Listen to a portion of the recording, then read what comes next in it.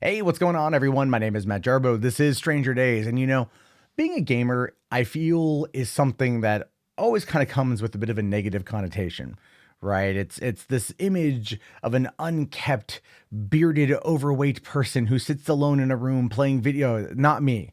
Not me. Not this image. Even though if you go to E3, it's kind of like a cloning facility of all this, and I'm clearly the medium version.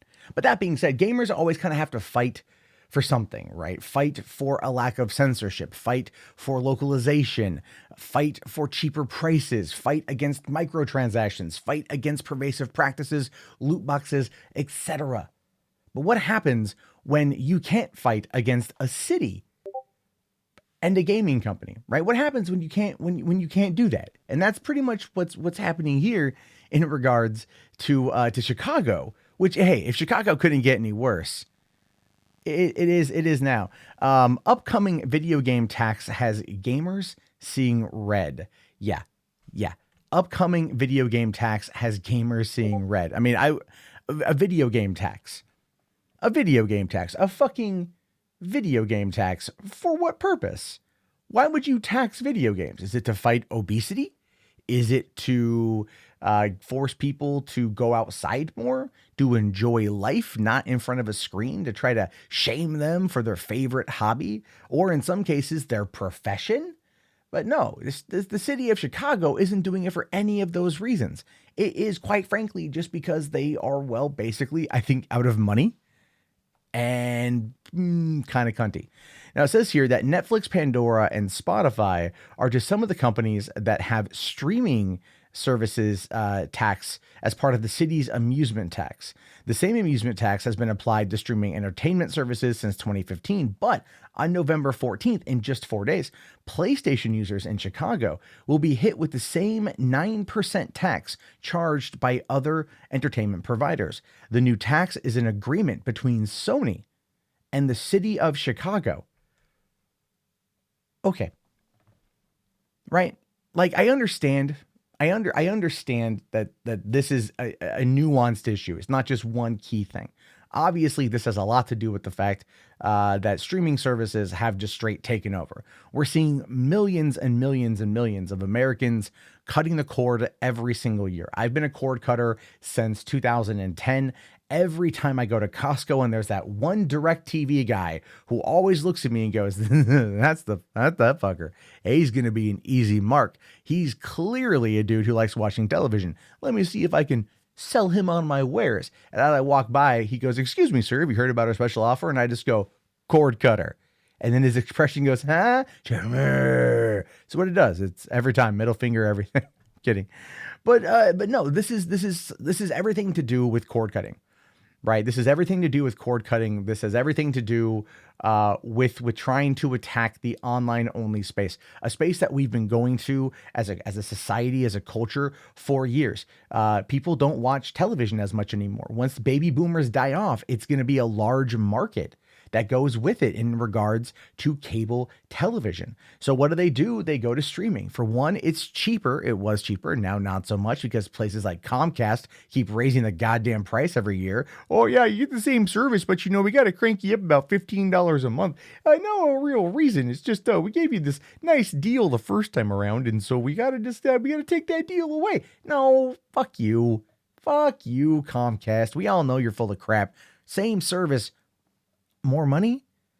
Yeah, if you didn't break up the country, right? If you didn't break up the country into monopolies on a broadband streaming, we had more competition, we'd be able to actually fight back against that.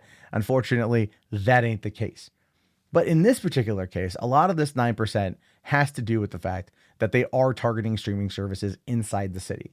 And the 9% amusement tax that came about this was happening in 2015. I did talk about it then. But what's really interesting about this, though, is that this is a result of Sony and the city of Chicago negotiating terms, right?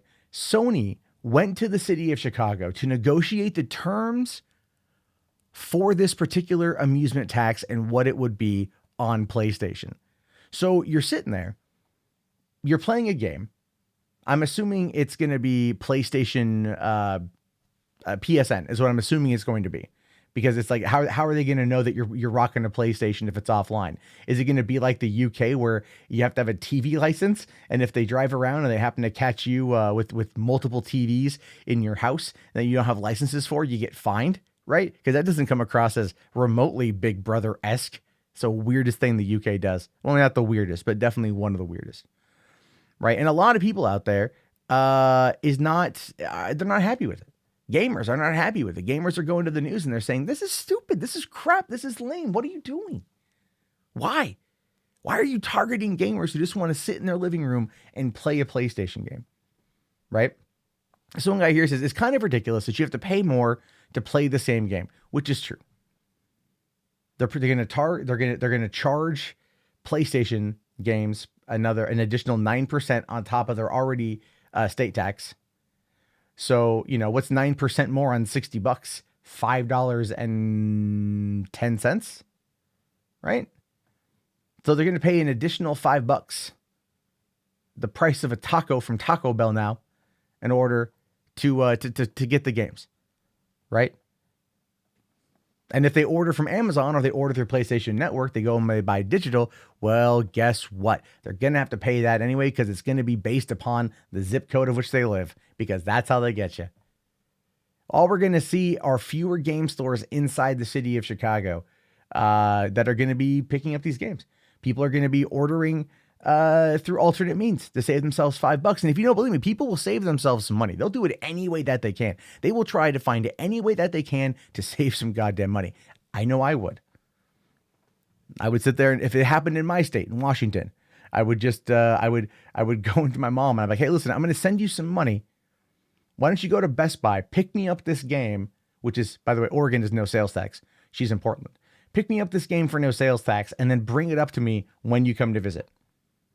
I might take me a couple extra days to get it, but I don't pay the sales tax, and I wouldn't pay this other tax that would go on top of that. Now, at the end of the day, let's be fair, $5 or whatever, not the end of the damn world. It's not the end of the world. It's not going to target people's pocketbooks, but every 11 games or 12 games you purchase, effectively, is, you end up having to spend a full other game. It's like, buy 12 games, pay for the 13th one that you wanted. So stupid.